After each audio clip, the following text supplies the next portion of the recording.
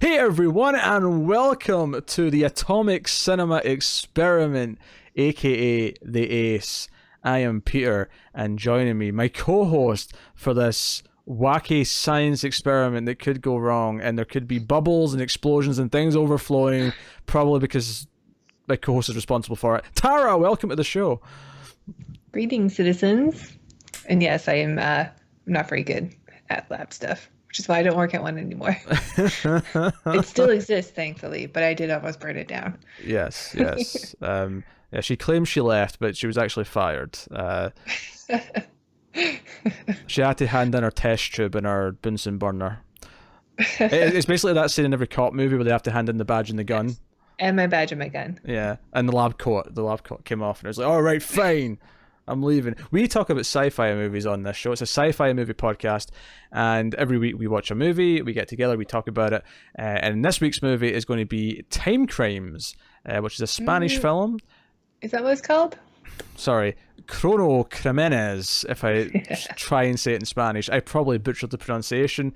The only reason why I can even attempt that is because the poster on IMDb happens to be the original Spanish poster, so I can see what it is. Actually, I don't think that is the... Oh, no, it is. It's just... But the original title on IMDb says Los Chrono Crímenes. Ah. Does that mean it translates to the Timecrimes? Is those the? I guess. I don't know. Maybe. Yeah. I don't know. It's not on the poster, though, which is French. interesting. I took German, unfortunately. Not that I remember almost any of it, but... I don't know French either. Yeah. We... Yeah, that's No, we don't know French. I'm agreeing. We're in agreement. I get that you're doing this to be funny and you're refusing to accept my joke, but I'm not letting it slide. Oui, monsieur. So yeah, we'll start spoiler free. We'll give you a warning before we get into spoilers, as we always do. So no, we should explain why we're doing Timecrimes, because this is actually the start of a kind of an ongoing plan for the next 6 months or something like that. Where not every episode, certainly, but we're going to try every 2 or 3 episodes to do another time travel movie. This is a time travel film, and the idea is that we're kind of sprucing up our awareness of all the more important time travel movies or interesting time travel movies, so that later in the year we can get together and do a top 10 time travel movies, but actually be relatively well informed for it. Obviously, there's a limit to how many we can actually get through, but I have seen some of the ones that we're going to do because I think Tara needs to see them so we can have like a shared opinion on them. Well, I've seen some that you haven't seen also. It's not just let's get Tara caught up. I agree. I said it that way because this one particularly I'd seen before, and I put it on because that's right. Because I wanted you to see it, which is why I phrased it that way. I wasn't making a I'm more well versed than Tara. She has to be educated. Yeah. Look at me in my ivory tower of movies. Yeah, I'm going to push up my glasses. Tim thinks he's the professor of horror. I am the professor.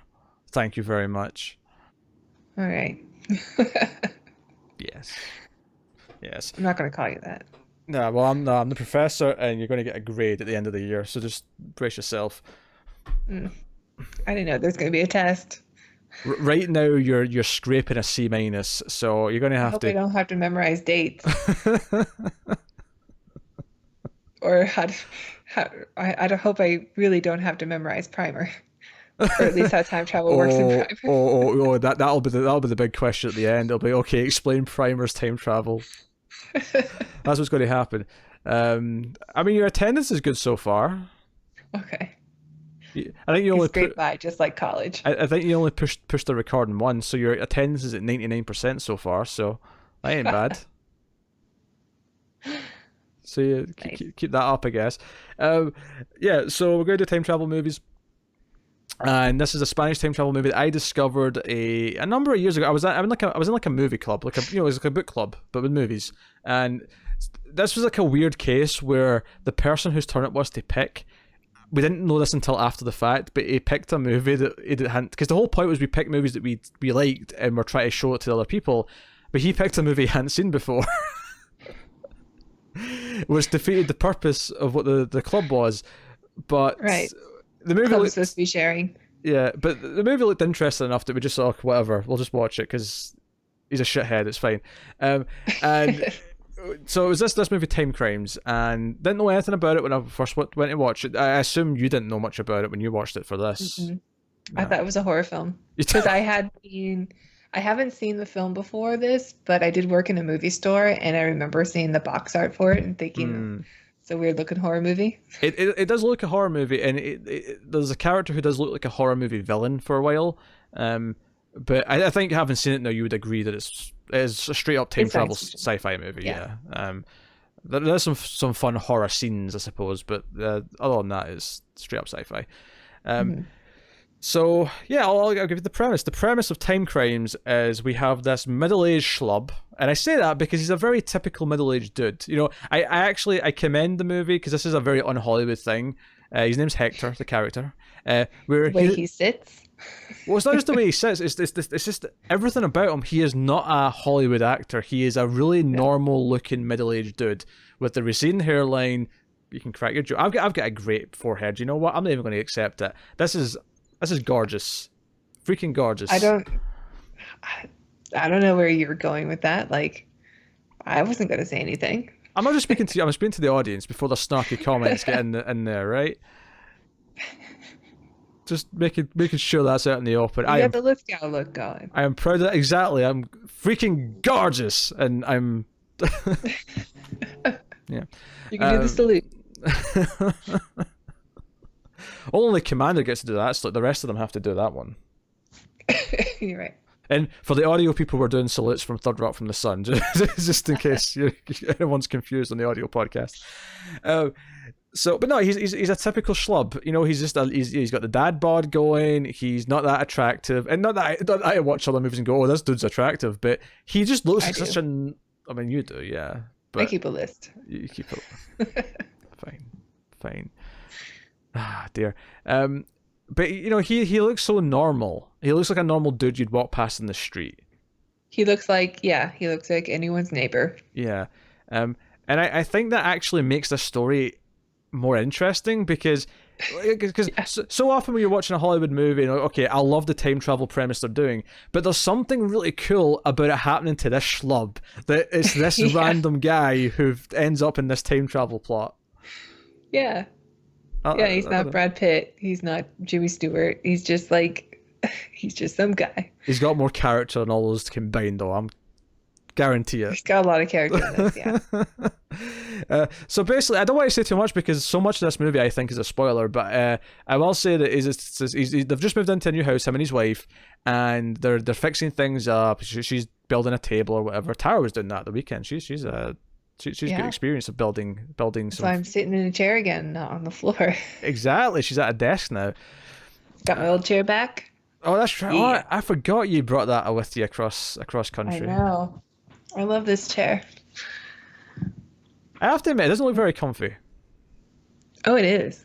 Is it? It looks uncomfy from this angle, but it's just because I'm seeing the top wooden part. It looks like it's comfortable and it's beautiful. And yes, I took it with me across country. It was one of the things I put in my car. So what you're saying is it's comfortable on the tushy. It's a great chair. It was either going to be tushy or booty. It was the last second where I was like, okay, which one am I going with? They're both silly names for butts. I need to go with which, by the way, Tara, butthole. Stupid. Yes, it worked.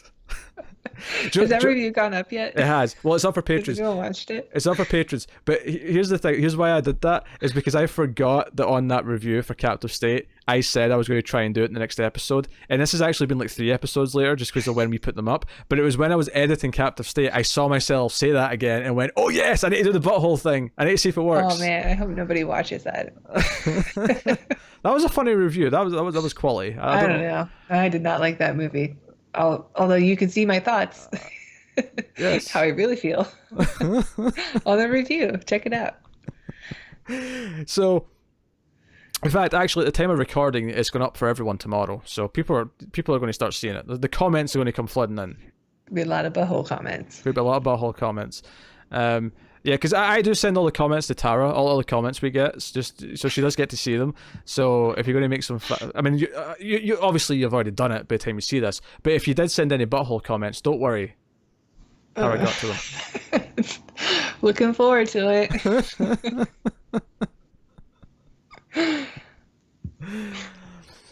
Okay, where was I?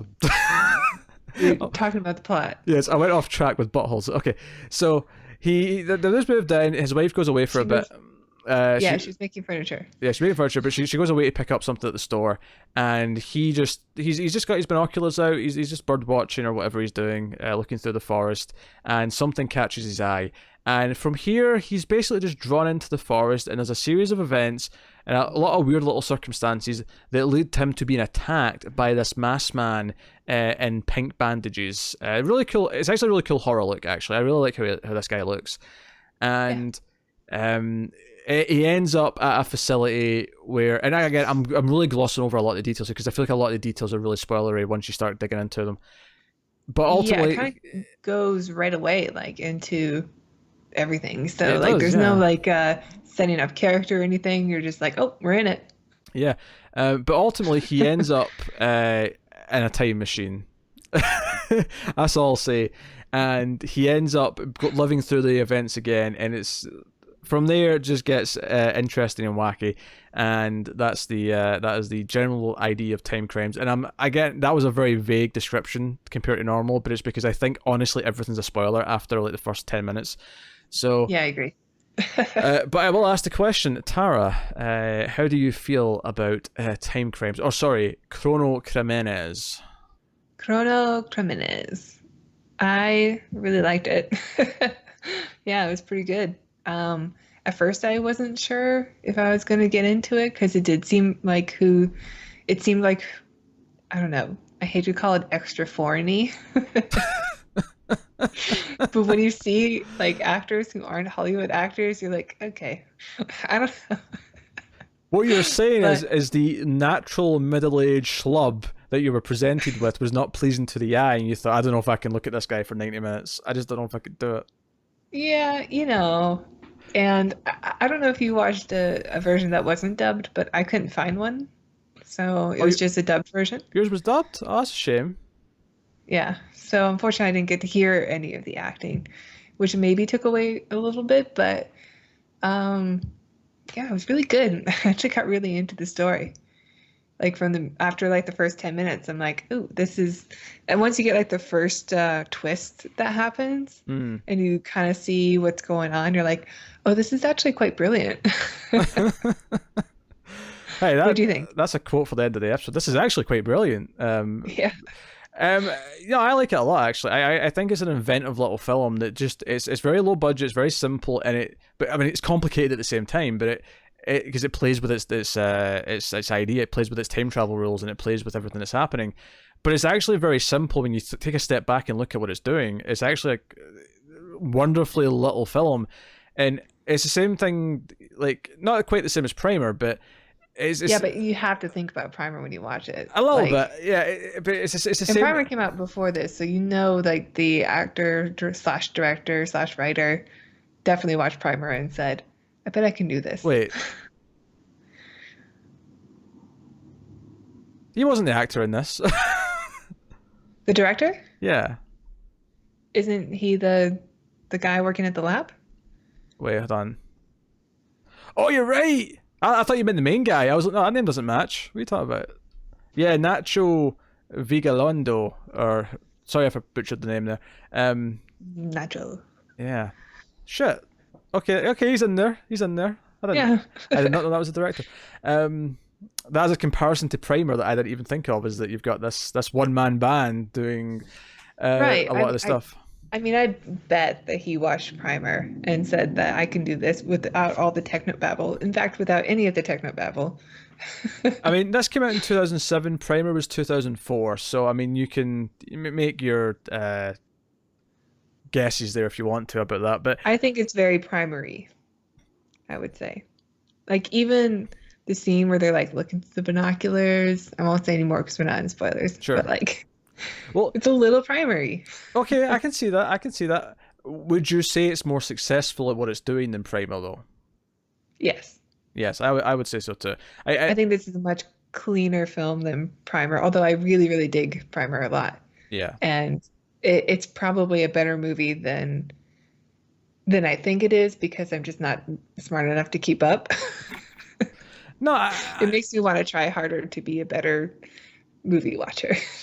that's what we're here for. Hopefully your grade gets better by the end of the year. We're trying hard. That's what we're doing. We'll see. Primer is like, yeah, the ultimate. That's like the finale. Not finale. It's been a while since I've been in college. The final exam is Primer. I could have tried and helped you, but I didn't use that terminology in college, so there's not much I could do. Oh no. Yeah, we didn't call okay. anything finals. We do. Oh, but you watch American TV. Yeah, we don't have You know, majors Final Star. and minors, really. Not in the same way. Just different cultural differences, I guess. Yeah, I'm sure every so often we'll get into a discussion about cultural differences in one of these shows, just because it naturally comes up. Well, we have college majors and minors too. They're not exams. They're just what you study. Well, I know. I understand what majors and minors are. I was just pointing out that's another thing that we don't use terminology-wise. Oh, okay. I I thought understand. you were saying that was like your exam. No. I understand the concept of what an American major and a minor is. I'm saying we don't have that either. Oh, okay. We in uni you typically have like 3 things first year, and then second year, and then you just pick which one you're continuing in third and fourth year, which I guess is your major, but we don't use that term. Okay. Interesting. Which I never did because I did a slightly different path, but that's a story for another time.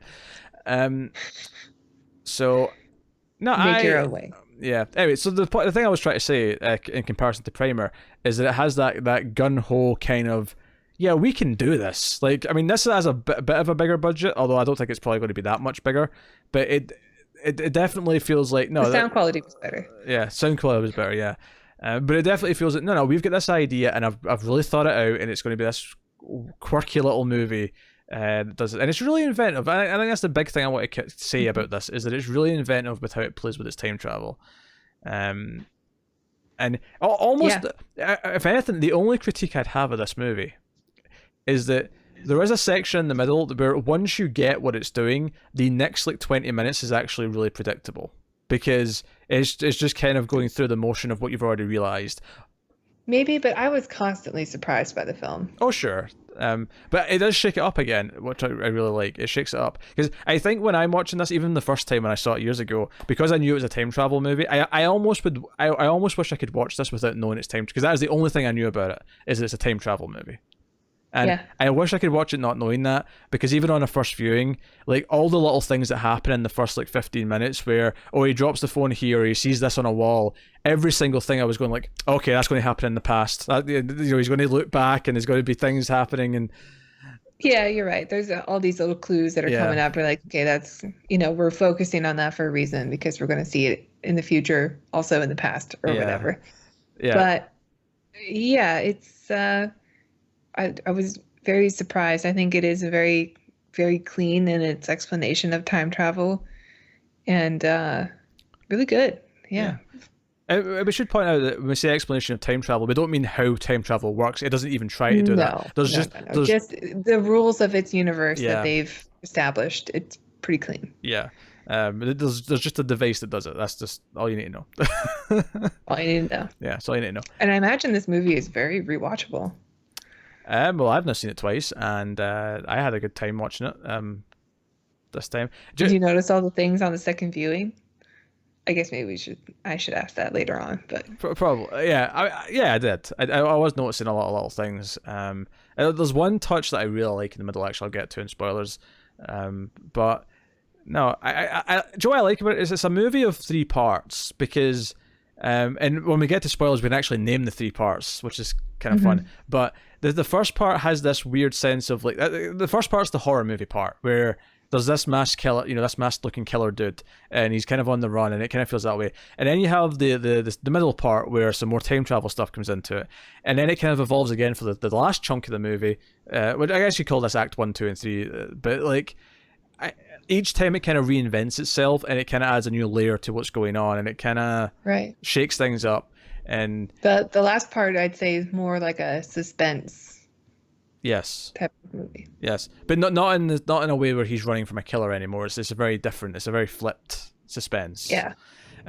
What I like about the movie though, and in a weird way, is that like the main character isn't that likable. He's just kind of normal at first. By the end of the movie, he while you kind of are on his side to an extent, he has actually done some unthinkable things that ultimately go, well, I mean, I guess the point is it's the price you pay for because ultimately everything that happens in this movie. No, I can't say that. I can't say that.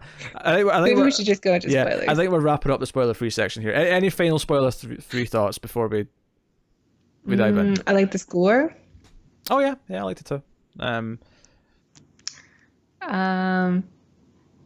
I heard this director also did Colossal, but I haven't seen that movie. But I oh really? Was that him? I really want to now. Colossal with Anne Hathaway. Yeah, I actually quite liked that movie.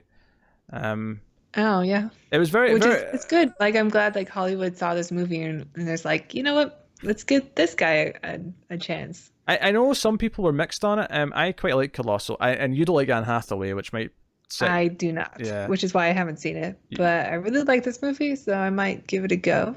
You have the Hatha hate, as you point out. The hate, yeah. It's very real.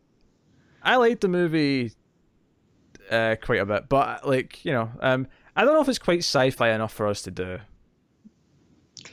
I imagine it's more like she seems like a wreck, so like this represents like her addiction or something that she needs to take control of, and because what she's going through is actually like.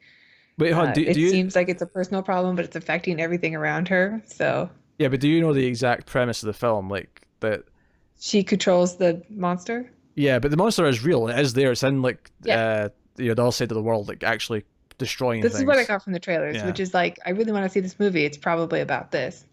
Yeah. But if I'm wrong, then absolutely. No, it absolutely is about her demons and like her destructive nature of who she is. Like, yeah, well, as it should be. That's what I wanted from that movie.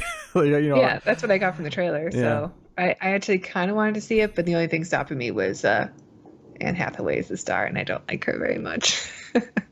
That is fair. In fact, the who's the male lead in it is again I'm forgetting. Jason Sudeikis. Yeah, he is a shithead in that movie. Oh yeah. Yeah, you hate his guts by the end of that thing. Okay, so no, I didn't realize it was the same director. That's actually kind of neat. But I like Colossal and I like Timecrimes. So I think without further ado, we'll give the spoiler warning and we'll go into spoilers. Starting now. Where do we start with it? I feel like you could almost just look at it as a whole and sort of unravel the layers, but that might be too confusing. I think we have to go kind of in the sections order. I think it's kind of cool that we have during our discussion, we have someone who's seen it for the first time and someone who's rewatching it. Because after I saw the movie, I was like, man, I bet this is really rewatchable, Yeah, I mean, I think to its credit though, I think the first time I watched it, I felt like it. Like all the little clues were kind of clicking. Like I knew what the clues, like what they like, not what they meant, but like when he sees the explanation of the timeline on the wall, or when he drops the phone, or he gets the phone call. Like the phone call was the big one. See when the phone rings at the start of themovie, and when the first time I saw it, I immediately said he's phoning himself because I knew it was a time travel movie and it has to be him. I didn't. That's what know what I thought. I thought it was the guy with the bandage on his face. Because at the time when I'm watching this, I'm like, he's being chased by some guy. You weren't wrong. Some murder guy. Technically, it is the guy with the bandage on his face. It is, yeah. But I thought that they were different. yes. We're getting straight into the mix of it now. Which was the first time like the reveal happened, and I went, "Oh, this movie's actually quite brilliant." Because the premise of this movie is that the villain ends up being him, which honestly, like once it got to a certain point, because I remember calling that before it revealed it, because it was like that's obviously what this movie has to be now. It has to be that he is responsible for everything. And See, I'm just so dumb. Like, oh, or naive, or maybe I just get really into these movies. And like, I let the story play out, but instead of trying to solve the mystery before it happens. I mean, no, Like, I like going along the journey with the character. hey, no, I don't intentionally try and solve it. There's just certain tropes that I recognize from, do you know what it reminds me of? This phone call moment. It reminds me of season 4, episode 1 of the hit television show Buffy the Vampire Slayer, where I was wondering where you're going with that. yeah, there's a phone call. Buffy gets a phone call in that episode, and no one says anything, and she just hangs up. And it's revealed on the same night, that was the same day that Angel premiered, the spin-off, and he phoned her in that show and didn't like have the courage to say anything. And it, so not a time travel thing. But it was really cool. It was a really neat thing. So that's what the phone call and not saying anything. I was like, oh, okay, I bet it's this caller. Like, I immediately was, but I think this movie's designed to make you kind of like guess a little bit because it's kind of prodding you with like things like as you're going, there. Yeah, definitely. Like even he's a bit of a voyeur. Like I don't know, maybe he is just bird watching, like you said, but it seems like he's more like Jimmy Stewart in Rear Window. He's just always got binoculars, seeing when he can, trying to spy on whatever's going around. Yeah, and for the record, just before we move on, I don't want you to feel bad that you like just let yourself go for the ride. I wish I could like turn my brain off and just let things wow me. Oh, I really yeah. do. You wish you could be a civilian peon like me, huh? But alas, your brain is too large. On occasion. Yeah. Well, no, it's true. Like every single reveal that happened, I was just like, oh, which made me really enjoy it. Obviously, when you see like the arrow and stuff in the laboratory, you're like, okay, that's going to be something that he finds out later on. Because I know going in also it's a time travel movie, but I didn't know why anyone would have a motivation to stab him or like go after him in any way, or why a woman would just stand there scared, take her top off for no real reason. Like I was really into all these mysteries. Oh yeah, no, it's all good stuff. And we'll get into motivation later because I think there's a very interesting conversation to be had about that. Yeah, I agree. So, yeah, don't feel bad. You're not puny. Yeah, and the big, I guess the second like really big reveal is very much like Primer, where there's another. I'm skipping. Yeah, that's so back to the start. He comes home. It's actually interesting. The only scene we really get away from either the house or the area in between the house and the lab itself is this scene at the start when he's at like, the store, like picking up like gardening supplies for the missus. But he comes home, he kisses his wife. They end up having sex after the phones rang, and after that they have this woman. What? What a good woman. She's like, you brought me stuff. Let's make out. It's a nice little touch. Sure. So they have this little bit where he doesn't want to go back. She's way too beautiful for him, though. My God. Hey, some of us ugly men have to believe, okay? We have to dream. All right? Oh, stop. Right? Some of us ugly guys have to believe we can get someone who is not equal to us. Yeah. She's gorgeous. Because that thought was maybe it's just all Italian or Spanish women. Who knows? I don't know why I'm racking my brain for an ugly Spanish woman. Whoever I say it's going to be insulting, so I'm not going to do it. I'm not even going to think about it. None sprang to mind for what it's worth. None sprang to mind. But one of my favorite first little scenes in the movie actually is so they're making this bet about whether or not she can fit the table she's just made through the door, and he doesn't want to go to the store again. He doesn't want to take the car out again. He wants to just sit and enjoy his evening, and just spy on things with these binoculars. And she's like, all right, fine, I'll make you a bet. If I can get this table through the door, you have to go to the store. But if not, I'll go to the store. And they make this little bet. But my favorite part of this scene that I love, so he's looking through the binoculars and he sees like a bit of red at one point, and it's like is that like so a person's a clothes there, and then eventually and during this scene he's looking around and he eventually sees this woman who's in like a sort of t-shirt and red jeans or whatever, and she takes her top off, right? And it's a very weird, like, a context moment in the scene itself. And he's just like, oh, I've hit the jackpot.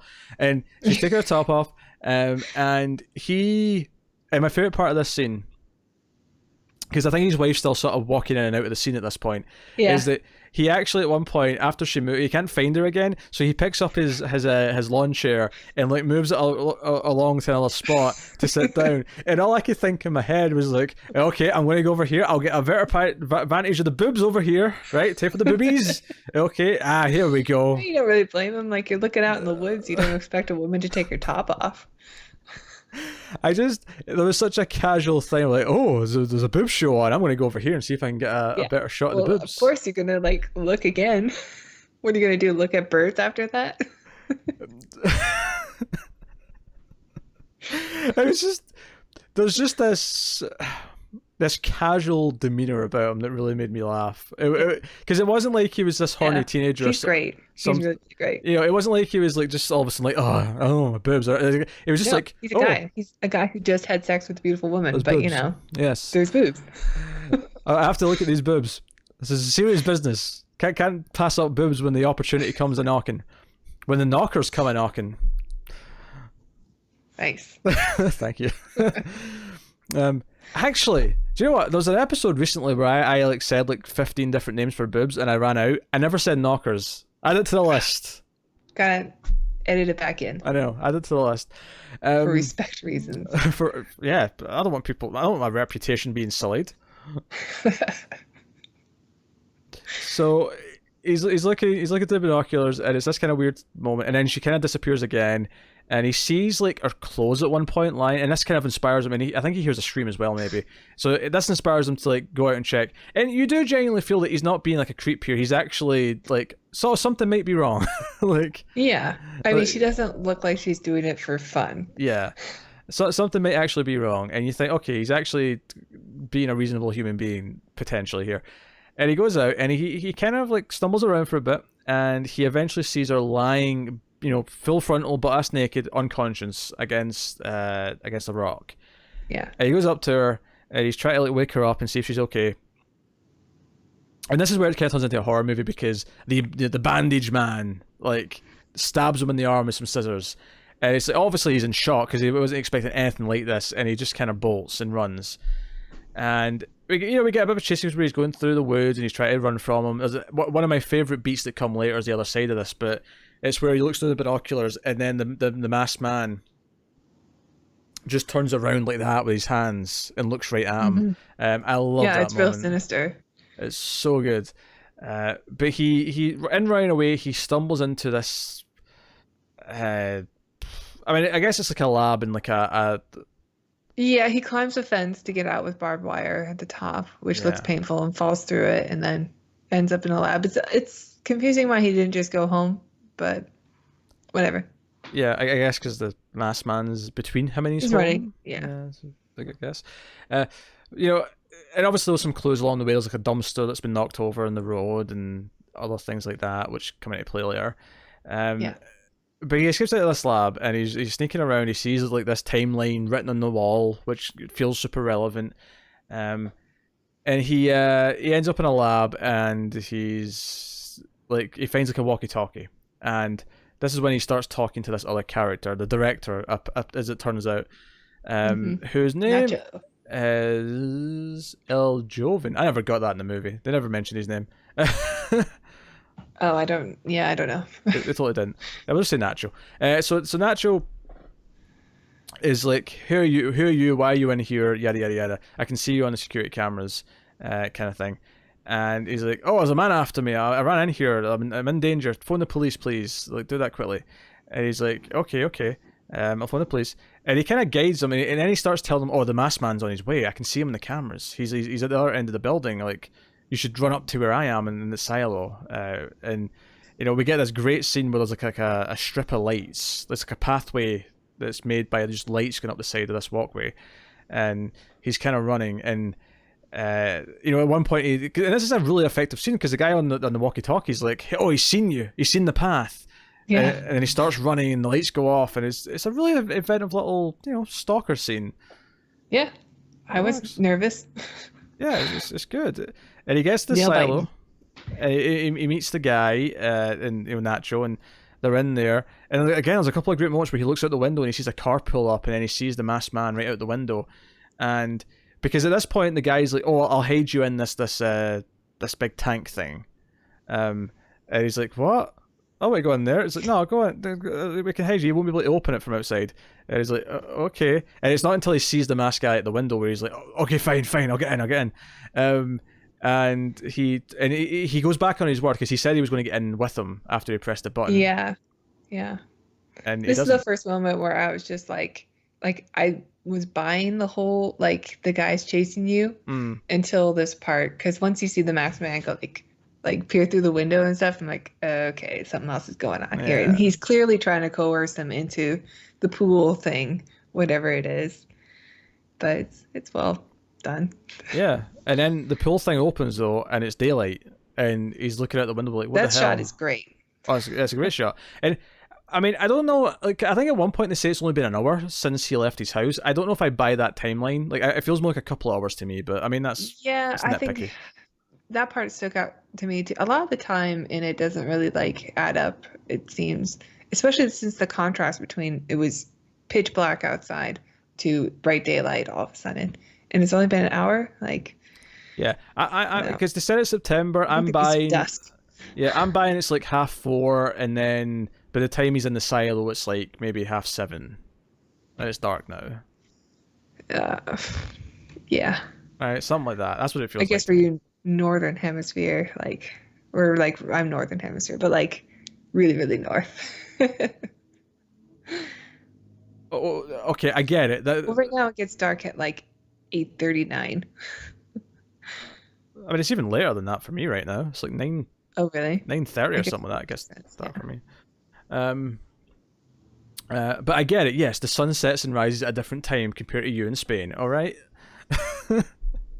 Point made. But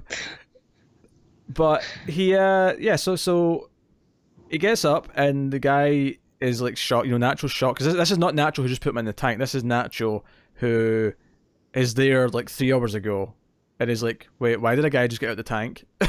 Yeah, so confused. Yeah. And it's amplified because he's getting out of the tank. Our main guy's getting out of the tank, and he's also confused on what's going on. And they kind of don't really say anything to each other. He just leaves. Yeah, and he's like, just confused and dumbfounded, and he's trying to explain that someone was chasing him. And the guy quickly understands that he's traveled in time, which is the first sign to us that this machine's for that. It's not like an accident. Like, this machine's supposed to do that. And we find out, of course, through his dialogue that it's not officially been turned on yet. That's not happening for weeks, and he's not going to be there, which is why he's sneaking in here at the weekend when no one's here to tinker with it himself. But he now clarifies that this Hector that's here is what we're going to call now as Hector 2, because this is Hector who's travelled through time. Because Hector 1, as we see soon, because when he goes outside, he gets his binoculars out, and he can see himself at his house. You can see him arriving home, kissing his wife, and then going upstairs for a nap. Like, he can see all this stuff happening. So we've got Hector 2 now, and he explains that, hey, you have to hide until like Hector 1's in the tank, because because if you change things, then you won't get in the tank, and it'll mess things up. It'll mess up paradoxes and all sorts. So sounds an awful lot like another movie we watched. Sounds a lot like Primer. So even the time travel arrow is the same as Primer, the explanation. That's true. That's very true. So he I'm okay with it. As am I. It's just hard not to notice. I think if you could do a short time travel movie, I mean, I say short, I mean like someone just travels back a few hours or a day, as opposed to to a different era. I think ultimately it's always going to have that same shape, because it's always going to be about you're overlapping with yourself to a point, and then when do you, it's always going to be kind of that idea. Avengers did it different. Oh yeah, but they went years back, or mostly years. Yeah, but their explanation was for alternate timelines. Oh yeah, sure, they did the multiverse thing where it's splintered and now there's multiple versions, yeah. Okay, so it wouldn't really matter how far back you went, it would still be the same alternate timeline. Sure. Okay, the point I was making is if you're not doing alternate timelines, it's always going to have this kind of logic to it. Yeah, I guess. As we watch more time travel movies, I'm going to be curious to see how we develop our our lingo for it, because you'll become more versed, and we can almost shorthand it, whereas like this is primer logic, or this is endgame Terminator logic. logic. Yes, it's Terminator logic. Yeah. Because ultimately there's a set few of them. It's not like there's infinite amounts of like possibilities with time travel rules. It's like there's a set few that you can go by and sort of stick to. Yeah. Yeah, and the Terminator one gets really convoluted as the extended universe keeps going. Nothing after 2 matters. It's fine. Well, then why are we watching them? Well, they matter in the world, but they don't matter in the context of the story. They're not canon. Okay. Look, in 2 weeks' time, we're doing Terminator 3. You're just going to have to accept that. Boy, I think that one's the most tolerable of the sequels. It is. That movie's not the worst thing ever. It's just like so toothless compared to Terminator 1 and 2. There's like no atmosphere. It's just everything's in broad daylight. Yeah. Like, talk to the hand. You like Sergeant Candy. I'm Sergeant Candy. That is nightmare fuel. I can't believe you showed me that deleted scene. We have to review it. Yeah, we'll watch that deleted scene with the movie when we talk about it. Don't worry. That's happening. That'll take up our 15-minute Mystery Science Theater review slot. Yeah. Actually, on the subject of watching deleted scenes and stuff like that, we're going to have to, because obviously by the time you see this, we'll be closer to it, but the Patreon vote winner that just won for the month is Close Encounters of the Third Kind. We're going to actually have to decide between us what cut we're watching, because the Blu-ray has 3 cuts and they're pretty different. So yeah. I know. Either Theatrical. Either theatrical or the newest cut, which has got some of the extra stuff from the special edition. But I saw that in theaters actually. Yeah. I like the theatrical more. Okay. But we can watch it with all the bonus stuff. It just really slows it down. No, we can watch the theatrical one. Is it because what I like about the newer cut is that it adds in some of the stuff that you liked from the special edition, but doesn't add on the tacked-on ending that it was forced to add. It was like, oh, we want to see inside the spaceship, right? We don't want to do that one. But so you've seen them all? I've never actually watched that cut with the ending. I've just seen the ending on its own for curiosity's sake. Okay. But yeah, that's not really a conversation for this episode. It popped into my head when we're talking about Sergeant Candy. Oh my God. That sounds like a porno. It sounds like Sergeant Candy here to discipline the troops. Yeah, I'd watch it. Arnold Schwarzenegger and Sergeant Candy porno. Be curious. Well, I was imagining a female Sergeant Candy, but that's fine. Just whatever. No, but Terminator 3 is a little bit like Species. Well, you got Kristanna Loken being the sexy Terminator. Yeah.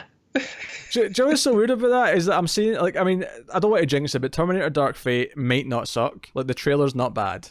I know, right? Oh, please be good. The trailer's not bad. And what's so funny about it is that I watched that trailer and Mackenzie Davis is a Terminator, and it feels just like a fair thing. Whenever I think of Terminator 3 and I think of the Terminatrix, yes, that's what she's called, it's clearly just, oh, let's have a sexy Terminator. Let's have her in red leather and be her sexy and be all... It's like, what if it was the Species alien, only instead of having sex with men and murdering them, it's... She's a Terminator and she just murders them without the sex. We will do Species at some point because it is totally sci-fi. Oh yeah, and it has Michael Madsen in it. So, it does. Yeah. I do like Michael Madsen as well. I agree. Alfred Molina, young Alfred Molina's in there as well. Mm-hmm. Throw me the whip. Oh, no. Throw me the idol. Throw me the idol. I'll throw you the whip. Yes. He was in Raiders of the Lost Ark as well. Yes, it is. I know trivia.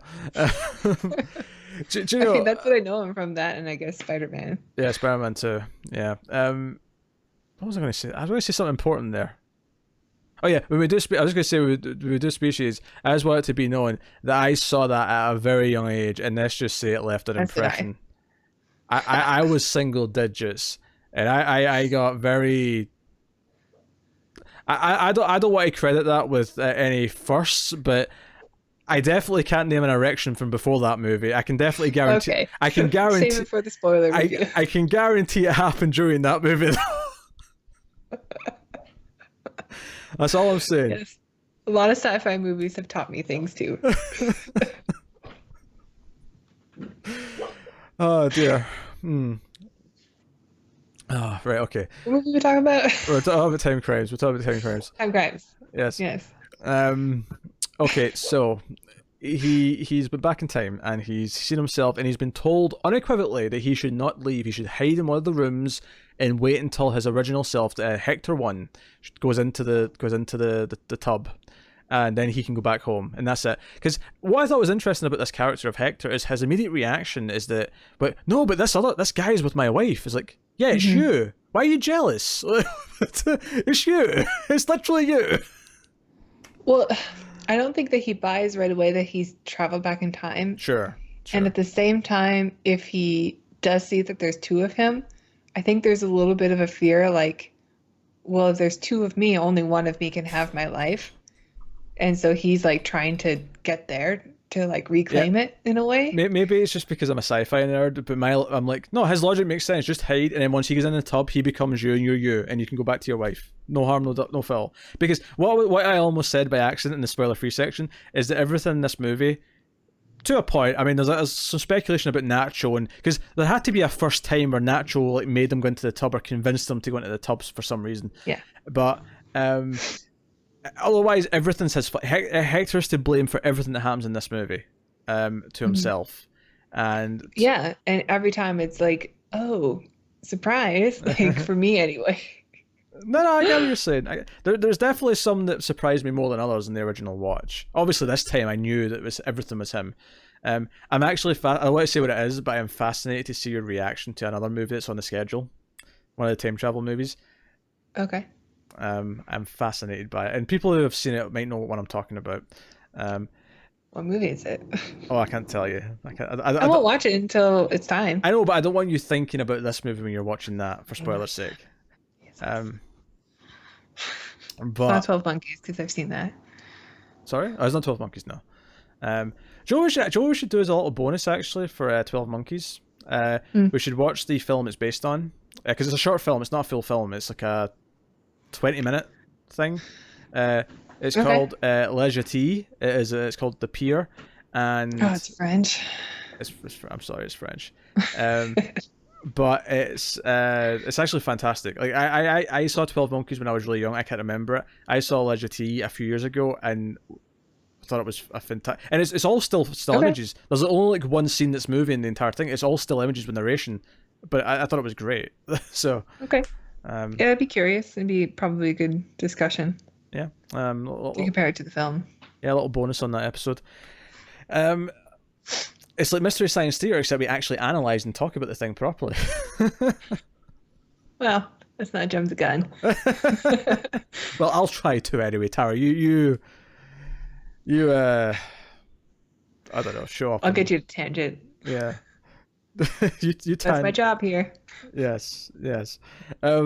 So, Timecrimes, from where we left off, is so he just can't help himself. He phones his home, and you know when Nacho finds out, he's pissed at him, and they hear like the sex scene sort of starting, because that was the whole thing, is where it was still on the answer machine, because he didn't hang up, because he phoned back. Basically he phoned back to try and like find out who called him, and they get the answer machine and it's still recording, and you hear him say, oh, it's still recording, and he hangs up. But he's like, hey, do you remember this phone call? And he's like, yeah. It's okay, and that's okay then. That means nothing's changed. Okay, everything's like, yeah. So go hide. Still on track. Go hide and don't do anything.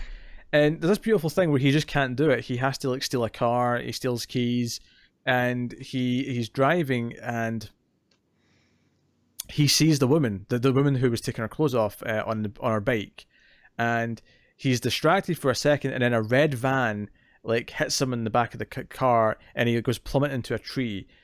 And this is the big moment. This is the moment where did this floor you when this happened? Yes. Yeah. Okay. So basically, because when this happens, you're still thinking that there's a guy after him. Presumably in the red van. Right. Yeah. You still think it's the same guy that's after him, which technically it is. Oh man, this is like Primer. Messing with my head. I love the idea that every time we talk about a time travel movie, though, there's going to be a point where if you get a little confused, you're just going to be like, "It's just like Primer." Yep. Just like Primer. Yeah. But no, what I love about this is I think even though I saw it coming, the scene plays so wonderful. And I noticed the filmmaking especially here this time, where he's got a cut in his head, a couple of cuts even because he's hit his head, and the like blood's like coming down his face, and I think there's a moment, at least in the first viewing, where it clicked for me and went, "That's why the bandages are pink." Right, because he's wearing a bandage on his arm, which Yeah. is still has that milky fluid in it from the time travel tub. Yeah. And then when he puts it on his head, it mixes with the blood and it becomes a pink color. But the beautiful thing is before he actually puts it on his head, he Yeah, you could see it mixing while it drips. he sees it become pink, and he understands that he's him. And it's almost like at this point he now believes everything the other guy said, everything Natural said about time travel and making sure things happen the way that they did originally, otherwise he technically won't exist. And he in that sense he Right, but it's so go on. it's so like there's still that moment, that thought where you're just like, is everything going to play out the way it's supposed to because he wants it to, or because he's willing it so, or is it just always going to happen? Sure, yeah, like, but Like, at what least is his motivation other than like, I have to do this? Because he also just kind of like stumbles onto things half the time, if not more.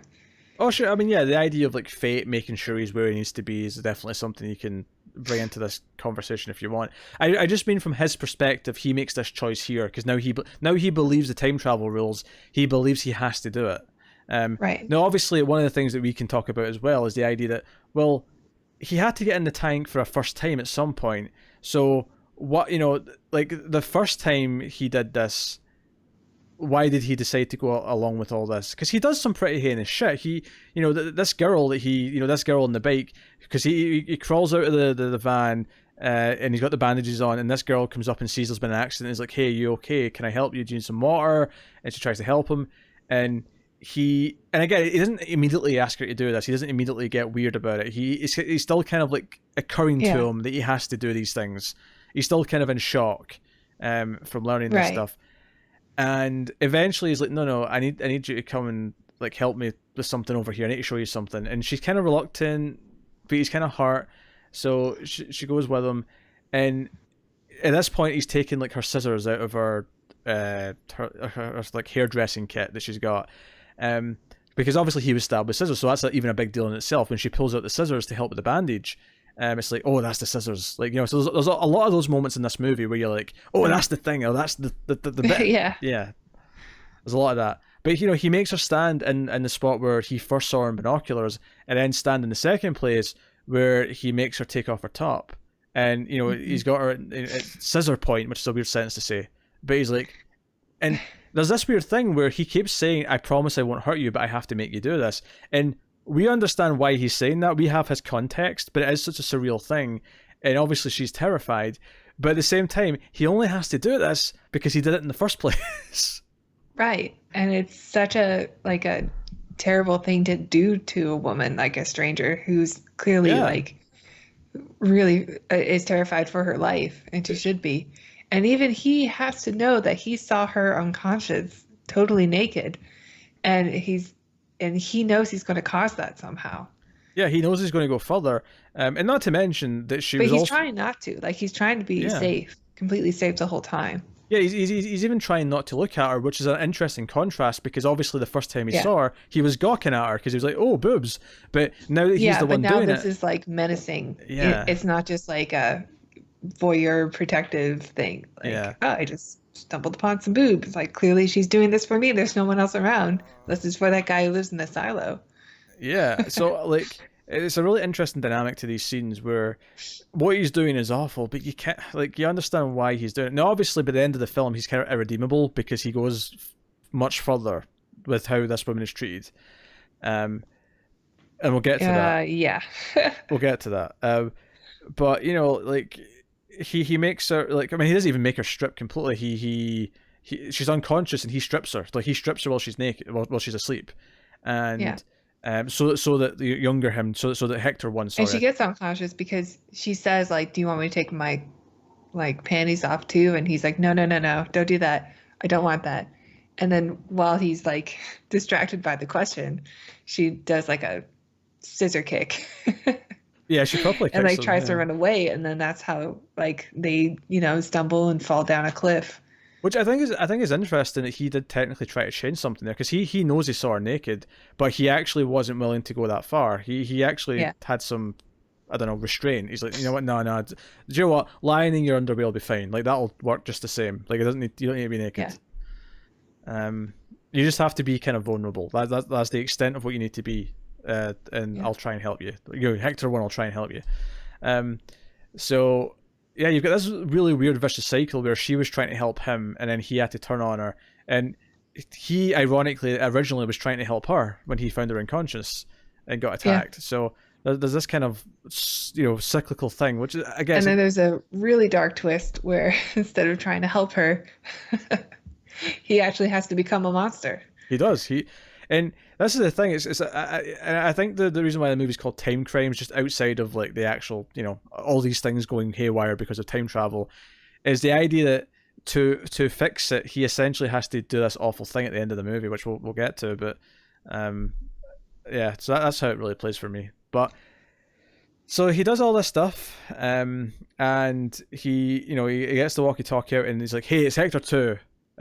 Make sure Hector 1 gets in the silo." And we heard about this because Hector, because Nacho said this to him. He's like, "Hey, the guy in the bandages said make sure he gets in the tank."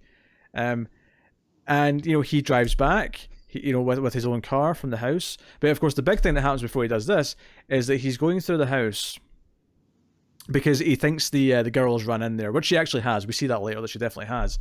But he runs into his own house in the bandages. Hector 2 does. And he's trying to find her.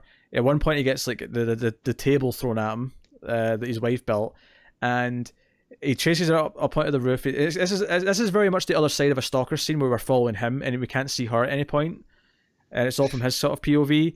And then when he gets onto the roof, he tries to grab her foot, and then she falls off the roof. And when he looks over the edge, it's actually his wife who's snapped her neck from the fall. And it's this it's like gruesome looking. It's super gruesome, and it's this heartbreaking thing, and immediately he's like, "I time traveled. I can time travel again. I can change things." It's exactly what he's thinking. It makes sense. Of course, he's thinking that. Why wouldn't he think that? Yeah. I have a way out. I have a way to save her. Yeah. Even though up until this point, the rule has been everything that happened has to happen the same way. I know. I was thinking that the whole time too. Yeah, it's beautiful. So he goes back to the silo, and because he hears the thunder, right? Because there's thunder at one point when he first gets the walkie-talkie, Hector 1, and this is like, okay, you know exactly where in the timeline we are with Hector 1. Yeah, they do that also with the radio. There's a Blondie song that plays, and so you know exactly what time you're at. Unlike with another movie. Yes. Would this be Primer? Yeah. Yes, okay, just checking. Time Chasers, actually. Which is just like Primer. Which is just like Primer, yes, but much shittier and cheaper. And it's probably not cheaper. Actually, it probably costs more than it probably costs more than Primer. Actually, now I'm thinking about it, because Primer was just that cheap. But yeah, they had to have airplanes. I think they crashed one too. That's true. They had airplanes. Yeah, that was a proper production almost. Almost. So he drives back and he plays out the other side of what we saw before, where he drives up the light sort of runway and looks in the window. Actually, I missed the favorite little moment I want to point out is after he stabs his younger self before he goes back, because it's after he chases his younger self around that leads the younger self Hector to the lab, that he goes back to the girl and the girl's moved, which is why he chases her to the house, because he thinks she's in the house. But my favorite little moment, and I love the way he plays this, is that he knows he has to do the thing where he turns round with the eyes like his binoculars. Yeah, but he doesn't know where he is. Yeah, so he does it like 5 times, and he keeps like thinking like, maybe this one will work. And he's like, nah, that's not right. And it's not until the last one where he gets it and he sees his younger self get scared and run away. He run away.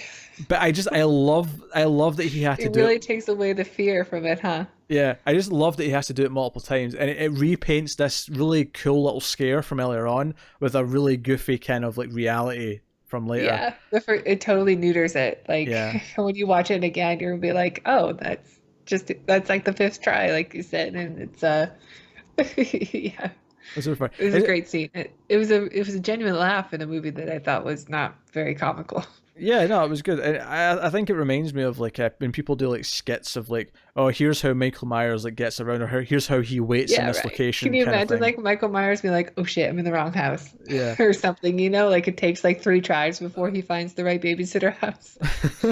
That's what it felt like. I felt like that sort of goofy moment where he's just kind of like, okay, how do I be scary? I need to be that scary guy. Okay. Um, so no, really cool. So Hector 1 goes out of the bubble, or the bubble, goes out of the tub, and Pool. out of Yeah. the pool, and travels back. And Hector 2 is Hot tub there. time machine. Yes. Oh God, do we have to do that? No, we really don't. There's no way in hell that's appeared in our top 10, so we're not doing it. So I've never seen it. Nacho open. I never saw the second one. I saw the first one back when I had the limited movies at the theater. I saw the first one. Okay. It was I'll make us watch it. it was completely. I mean, if you want to watch it, we'll do it. Like I'm not going to. I'm already making you watch Meet the Robinsons for the list, so no. That's right. That is on the schedule, folks. Brace yourselves. Is that a time travel one? Yeah, Yeah. Okay. I couldn't remember what the context for adding it was, but yes, fair. time travel with a really great twist and a talking dinosaur. Not just a dinosaur, a T-Rex. Oh, that reminds me of something else we have to do. No, we're not going to do it. What? The one with the Denise Richards. Yeah, no, we have to. There's a new R-rated cut coming out after all these years. We have to do Tammy and the T-Rex, the gore cut. It's a horror movie. You and Tim do it. It's a sci-fi. It's not a horror movie. Paul Walker's brain gets put in a T-Rex, and then the T-Rex is going around and protecting. It's not a horror movie. I don't know. Brain transplant? That's mad scientist stuff. The movie ends with Denise Richards doing a striptease for his brain in a jar. I haven't seen it yet. Trust me, I'm not spoiling a damn thing. That is not a spoiler. Just you wait until you see the T-Rex hands like try and dial a phone number. It's great. I've not even seen the whole movie. I've just seen clips. But All no, right. we have to do Tammy and the T-Rex. That is going to be the event of the year. Trust me. Sounds like a bonus episode to me. Yeah, we can do that as a bonus episode. Hey, guys, you'll already have it, but the next bonus episode is one that Tara and I have been looking forward to. That's all I'm saying. Oh, yeah.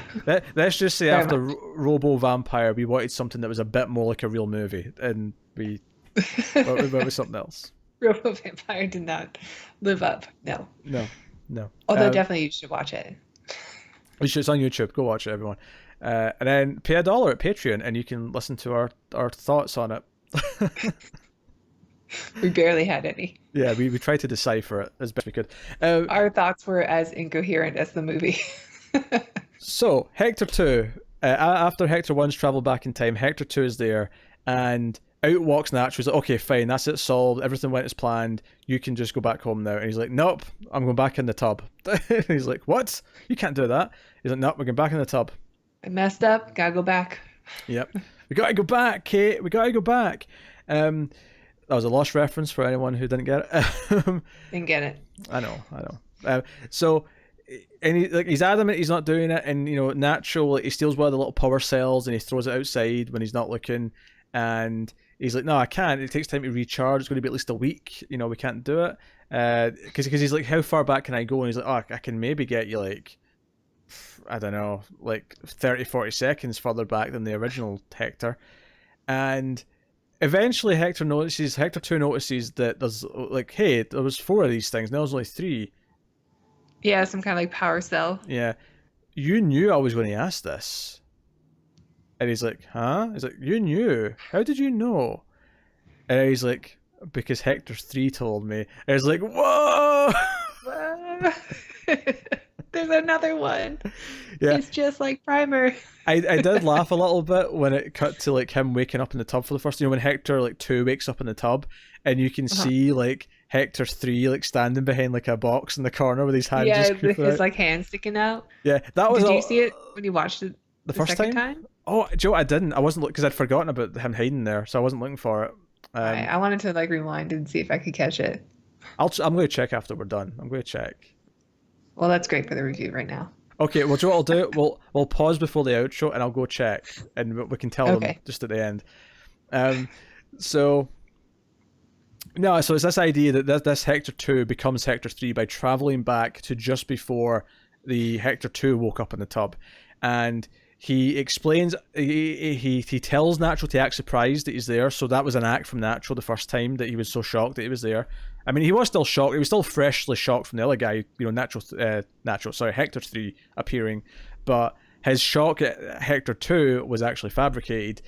And he's like, no, I need a vehicle. I need to go and solve things and just make sure everything plays out. But he does say to him, no matter what, Hector 2... he finds out that Hector 3, later in the day, told Natural not to let Hector 2 get in the tub, because Hector 2 believed that he'd failed. And we see why that is soon. But of course he convinced him to anyway. He got very aggressive with a crowbar. Let's just say he went all Joker on Jason Todd. Comment down to get that reference. Yeah. Okay, fine. Butthole. There you go. That's one you'll get. I don't know if it's relevant. It's not, but I just... Butthole reference. I love the idea that people who are watching this didn't see the Captive State review and are wondering why I'm just saying butthole at you. I mean, it's a funny word. Yeah, it's a funny word. Yeah, there is context that you're missing if you haven't watched the Captive State review. I promise there's context. So if you check, so Hector leaves, and would you believe it? The one vehicle left on the premises in the garage is a red van. And what did we see drive Hector 2 off the road? It was a red van. Red van, which I totally forgot about until I saw it here. Yeah, as did I, because you don't really see, because they don't linger on it that much. It's just like, shit. Plus he's being chased by a monster. Yeah. In that scene when it happens, and you don't see it again in the second version of Hector, so you forget about it. Joe, what I love about it, it's the same twist again. Hector 2 stabbed Hector 1, and Hector 3 ran Hector 2 off the road. Like, it's the same thing where the next version is the one who attacked him. I like that. It's always him. Yeah. It's always him. It's always Hector. It's great. Maybe that's the answer. Very smart. That's the science of solving a primer. It was Hector. Hector did it. It was Hector the whole time. Yeah. He was that mysterious guy who showed up in the middle of the movie. Yes. Who is that? It's Hector. Yes, it's Hector. It's not the girlfriend's dad or whatever. Yeah, he's just yelling, Chrono Crimenes! Chrono Crimenes! You've committed time crimes. So he because he ends up like driving off the road himself. He believes he's failed and he can't save the day. So he finds out, because he actually tries to avoid this by just like throwing away the walkie-talkie the night before, or before he time traveled. But he finds another one in this van. It's the same set, because obviously it's the lab's truck or vehicle, so they've got like some of their equipment in it. And he that's when he makes the call and says, "Don't let Hector 2 get in the van, whatever you do." Or in the tub. Love that the second time he gets into the tub, he's like a pro at it. And he comes out like the Terminator, just rising up and spitting the water out. Yeah, because the first time he's kind of like gasping for air and kind of just like pulling his way out of it. The second time he just like casually rises. Yeah. And I think it's smart that they have a different outfit for him for each one. Yeah, we should Somehow mention he gets into a different outfit. Yeah, he's taken off his bandages, but he's a lot more busted up, so he looks very different from Hector 1. So there's no confusion. He looks rough. Yeah, he's all balls in the cheek here. It's all very rough. Everything's like swollen, black eyes. He's got a huge gash in his forehead. Yeah. Like dry blood everywhere and mud. This is Darkest Timeline Hector. It's what? Darkest Timeline Hector. That's what this is. Okay. If anything, he should have just come out with a goatee as well. Yeah, while he's at it. Yeah. Once he gets all evil. But he ends up going back to the house, and he actually runs into his wife. His wife has just came back, from from being at the store, and he Does he run into the girl first? oh, you're right. No, he does. He runs into the girl, and this is the girl after she's ran away from being naked. This is after she's got up, and he knows she has to go back to the house, so he takes her to the house. And after they have been, going around a little bit, he runs into his wife, and he's like, "Oh, honey, like you have to hide." And he sort of like, he's like, because she hears like someone in the house, and obviously we know she's hearing the girl, walking around. Yeah. And he like sort of says, "Okay, I'll go and check it out, but you have to hide." And he hides her in like the shed or whatever it is, and kind of locks her in. And he goes up to the girl, and there's some nice stuff here where Hector 2 is creeping around the house, and both him and the girl are hiding. So I like how there's this weird thing where he's hiding from himself, which is really neat. Yeah. But and throwing tables at him. Yeah, he's the one who throws the table. Up so much. Yeah, he throws the table. Every injury he has comes from himself. It's amazing. And the table comes back. And the table from the start Everything of the movie. comes back. Yeah. Do you know what this movie is? This movie is everything is Chekhov's. Every single thing is Chekhov's table, Chekhov's car. There's no insignificant object in this film. Yeah, Chekhov's scissors, Chekhov's bandages, everything. That's all Chekhov's. Chekhov's walkie-talkies. Do you know what? Well, Chekhov's coat. I'm not shitting you. That actually might have been a good title for this movie. Is like use the word Chekhov. Just like play on the joke, like play on the. Maybe it gives away too much, but Chekhov's warehouse. Or what's that last Heath Ledger film? The Imagination of Dr. Yeah. Pet. Imaginarium of Doctor something, I guess. I don't know. I was thinking like Chekhov's Imaginarium room of I don't know. Mystical toys. But but then he does the really sinister thing. The thing that like what he did earlier on when he made her strip was really awful, but you at least had enough context where you're like, okay, like he's obviously conflicted as he's doing it. There's kind of this murky, like only because time travel, it's weird. Yeah. But then here at the end, he tells the girl to put on this red jacket, and then he cuts her hair so that it's the same length of his wife's. He's like, you have to escape. He knows what you look like, so let's go into disguise. And you're like, oh, gross. And what I love about this is I don't think he actually changed anything here at the end. I think it was always her that was the one who, because her neck was snapped and because she was like far away. I think, it was always her. It was always her, yeah. It's not that he changed anything. The first time I saw it, I thought, oh, that girl's dead. And then I realized, oh no, wait, she has short hair. It must have been his wife. Which means it works. It means the disguise worked in the simplest way. So, so the movie ends with him driving off with his wife, and he's basically won. And you're kind of okay. He kind of got out of this, and his wife didn't die, but he did. He did murder an innocent girl after torturing her.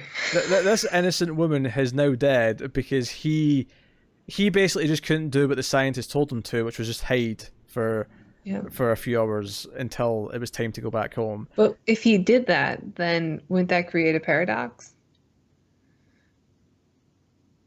That's true, because he did, obviously, yes, the bandage, Hector 2 did lure him there, did run him to the lab, which does beg this question of what happened first. How the first time it happened, how did it start?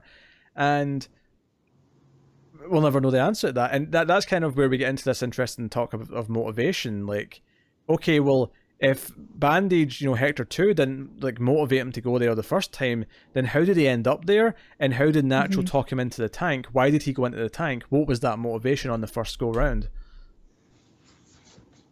I don't know. It'd be curious to watch this movie in like the order that it was, because nothing really overlaps too much. I think you can watch it from the order that it goes from like the day to the end of the day. Oh, so you're thinking what happened? You're thinking like a chronological cut. Yeah, right. Like a Memento, but hopefully it's better than that. Because Memento's a great movie, but it's not very good if you watch it in chronological order. Oh yeah, no, that special feature on the disc is the most pointless thing ever. The movie's designed to work this one way. Yeah, Memento's a great movie. Yeah,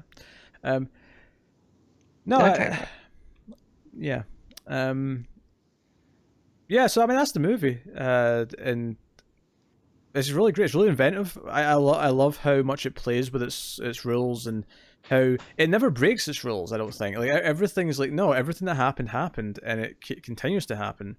And there is an element of it where you're like, I almost at a point just start guessing everything that happens is his own doing. It'll just be when he travels again, he's going to end up doing this. But it just makes sense, and that's why it doesn't feel like it's a betrayal when it does. It feels like, no, this makes sense. This is Yeah.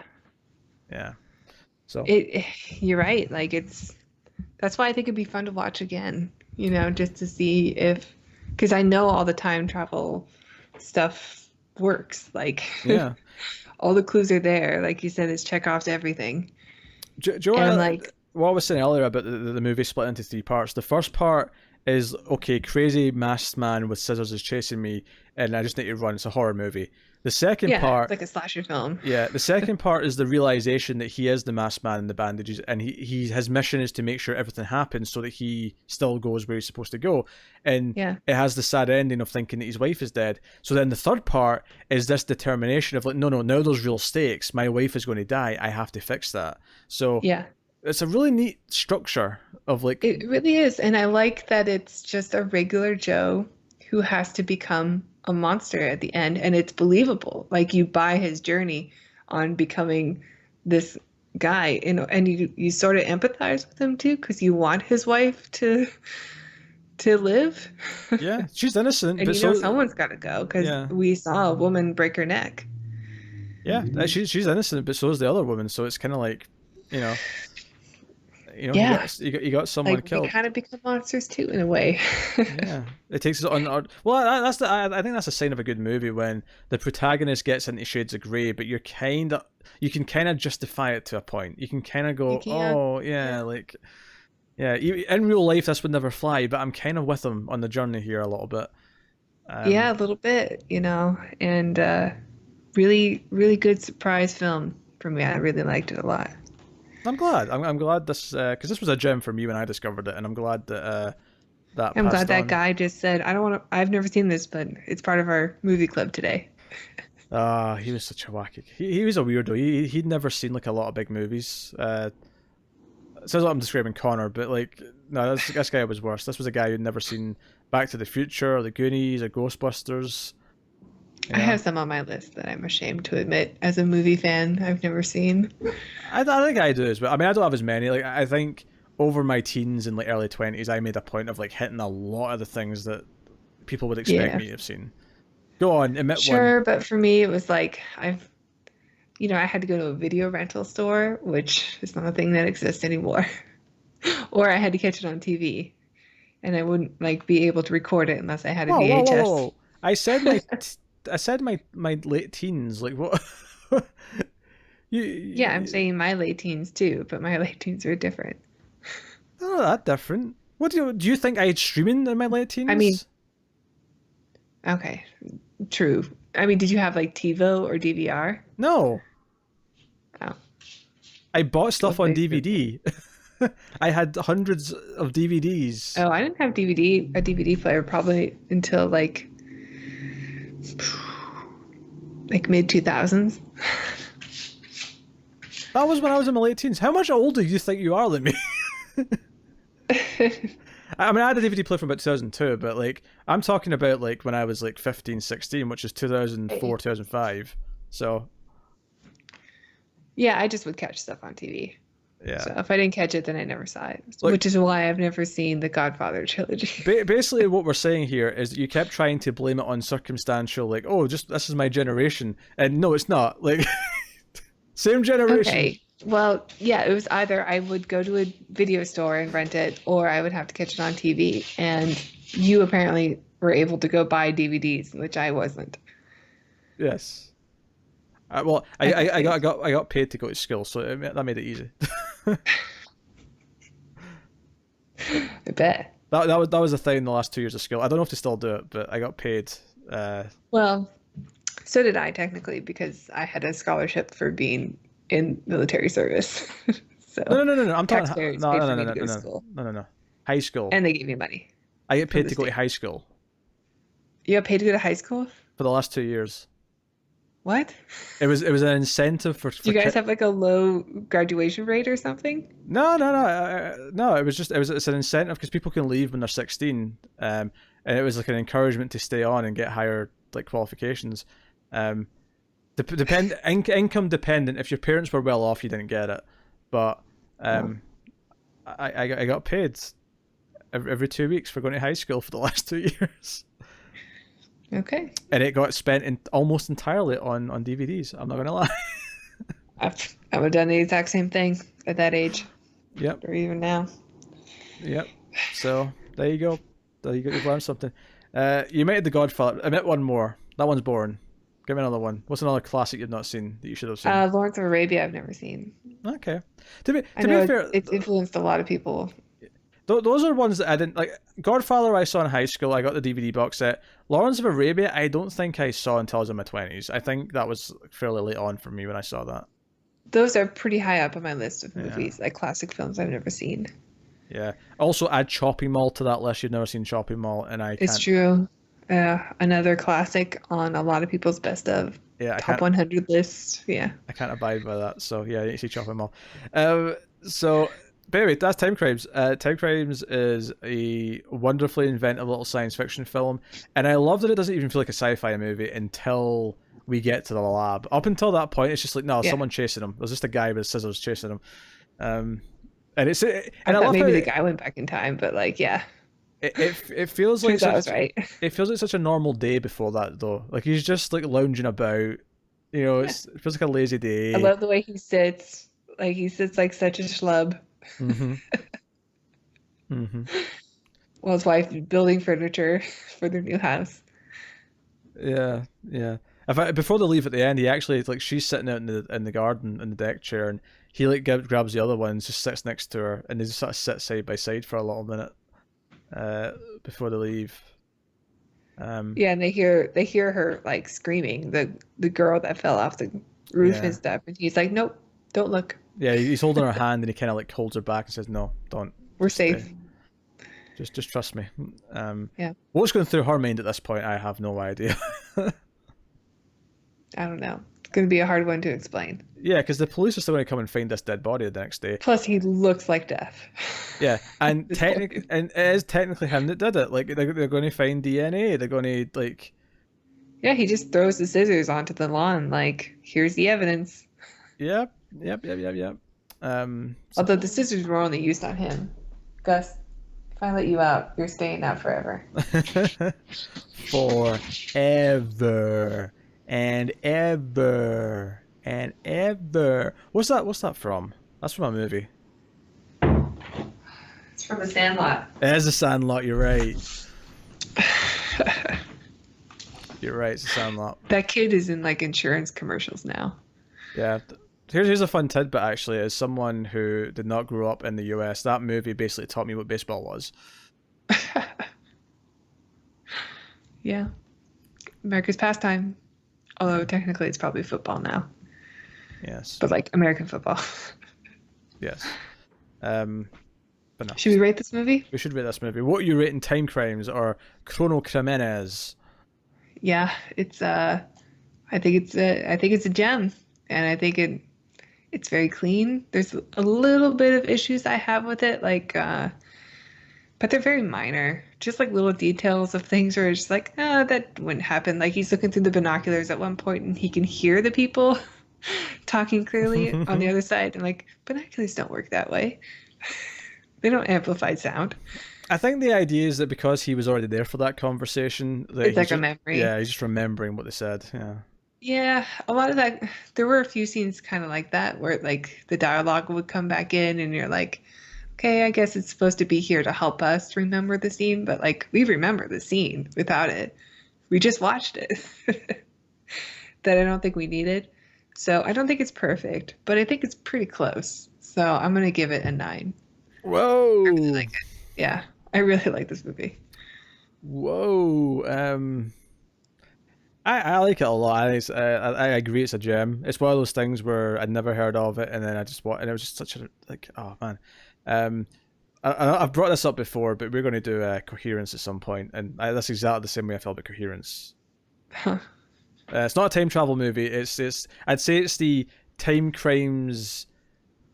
It's the parallel universe equivalent to Timecrimes, is what I'll call it.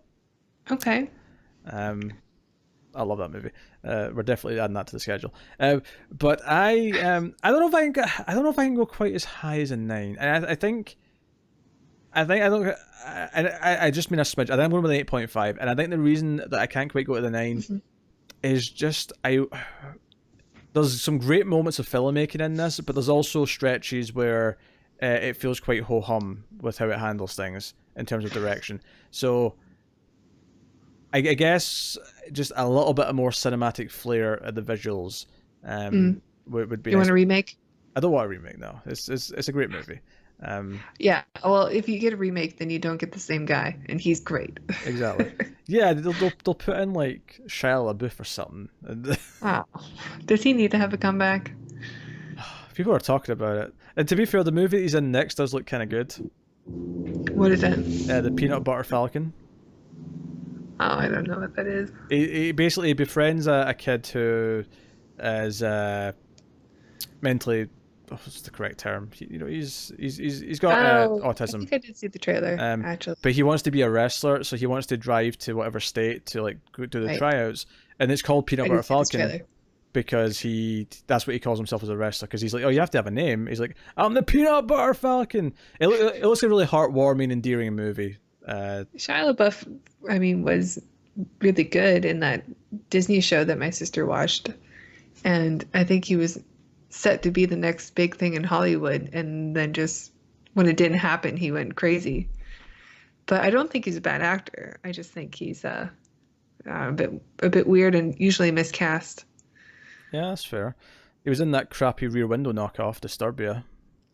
I did see that. It wasn't very good. No. Just watch Rear Window instead, folks. It's better. It's a classic. Yeah. That's a 10. Rear Window's a 10. I had a lot of Rear Window vibes in this film, too. Yeah, there's a little bit of it, yeah. Yeah, a little bit of him voyeuring and, like, have this, like, super attractive wife who's still just curious about what's going on around. Just a little bit. I mean she's attractive. I don't know if I'd go super attractive. Oh, she's pretty attractive. Yeah, I mean she's above his league. I'm agreeing with that. He's done alright for himself. Yeah, he bought a nice house. He bought a nice house. Rubber, but she seems to like that. Yeah, she seems to like working with her hands and fixing it up and making it her own. Yeah. Quiet property. Yeah, yeah. Naked girls just in the woods. Oh yeah, pretty good. Always what I look for in a house. Yeah. So no, Timecrimes is very good. So yeah, I just to clarify what I was saying though, because we went kind of off track, is like I actually think the way it's shot actually benefits just how mundane it feels at the start, because I like how it feels like a normal day. Yeah, and I think some of the scenes really pay off because of the way it's shot, like because of the cheapness of it. Like even when like the thing gets lowered and then comes back up, and even though time has passed, it's instant, and you could tell like, and it takes you a second, like where because you see the same guy who's operating it, but all of a sudden he has this look on his face like, who the hell are you? And you're like, oh yeah, we've gone back in time, but it's so smooth, and it's a neat way to do it because it's from his perspective. Yeah. So I don't want to make that point as if I'm being too harsh. It's just, just the odd little rough edge that could be smoothed out. Yeah, I agree. I think 8.5 is fair. I mean, I give it a 9 because 8.5 is close to a 9. Like it's saying. A good movie. I think we're officially at the point now where my track record for introducing you to movies is better than you introducing me to movies. Just what I point out. Just what I did not introduce you to Rocket Man, but I know that one gave me a lot of points. Those movies you've recommended to me, not for shows that I have watched and not been thrilled with. I thought you liked them all. Not all of them. Come on. We'll talk about this off air, Tara. This is a serious conversation to be had, not in front of public. Before we do our outro, though, we are going to pause this recording, and I am going to go check if I can spot Hector's 3 in the background, so we can give you the scoop. So we checked, And lo and behold, he is indeed hiding. Hector 3, you can see his arm hiding behind the crate or whatever it is, the first time he travels back. And what's neat about it is that the shot's very kind of handheld and shaky. So you see it like 3 times, but only if you're really looking for it. Because I was really paying you would attention not notice it the first time through, even if you were like looking in that area. You would know to think that it's an arm. Yeah, you would just think, oh, it's just there's a thing hanging off the thing or whatever. Like you wouldn't, but because you know it's an arm, you can see it. So that's really neat. So well done, movie. Well done. We got to the bottom. That's why I gave you a 9. So this is pretty high on my time travel list. It is, yeah. Because I don't actually know yet what we're going to do with our list. Are we going to each have our own top 10? Or are we going to sit and debate and come up with the ace top 10 time travel movies?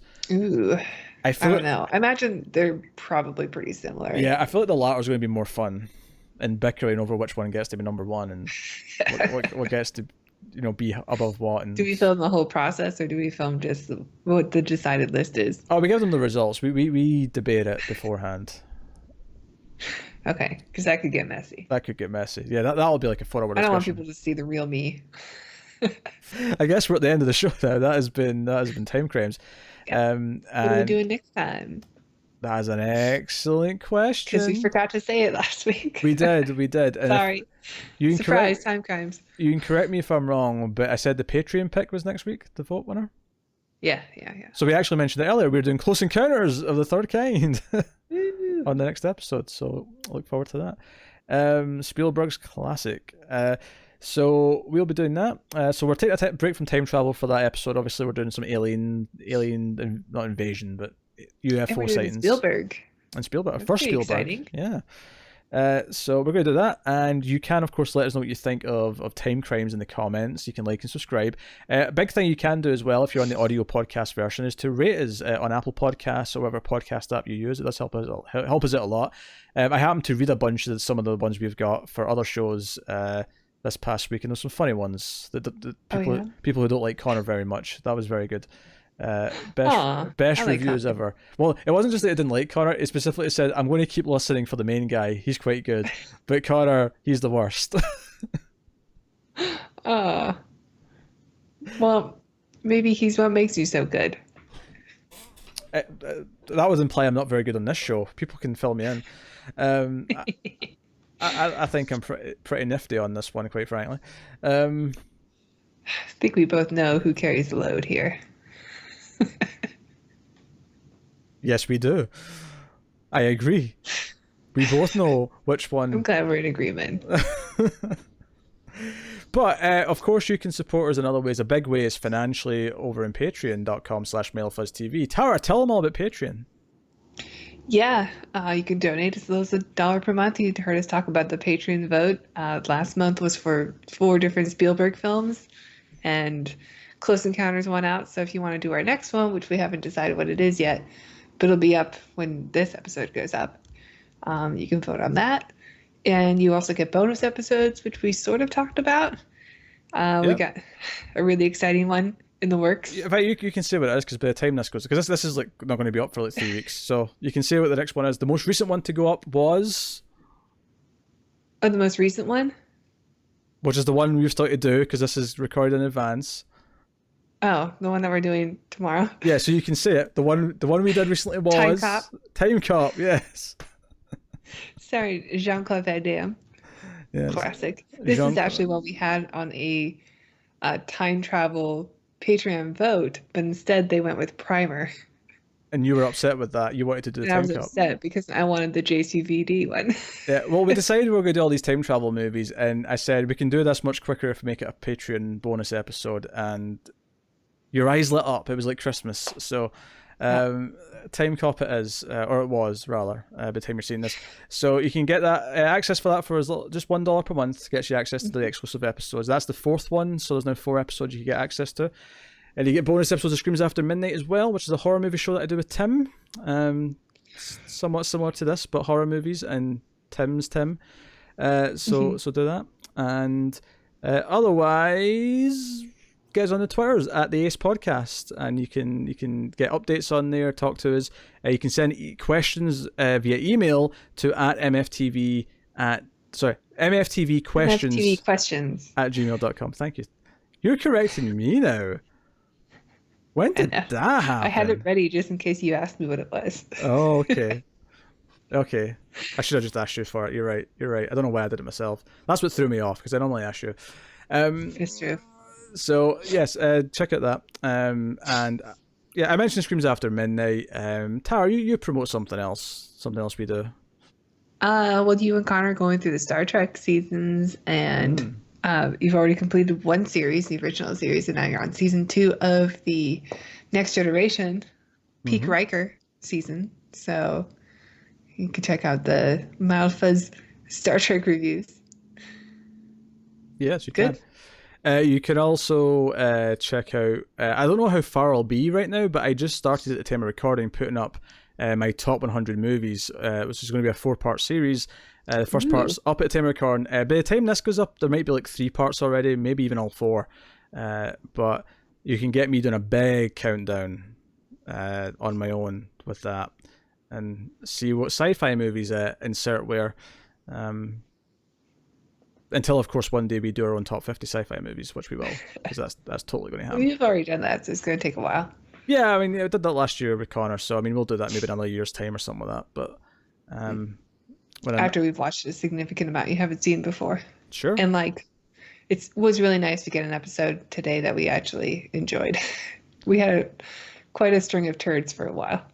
Yeah. Well, I guess that's not true. We did the Terminator movies, but I had seen those before. Yeah. Out of the new stuff we'd watched, this was the first one. I mean, I'd seen this before, but like, we were both positive on this. Whereas Alita, you were kind of lukewarm positive. Yeah, I liked Alita, but it wasn't like a great movie. Yeah.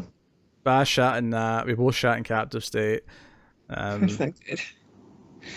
Yeah. So but yeah, that is the show. That has been episode. I want to say 19.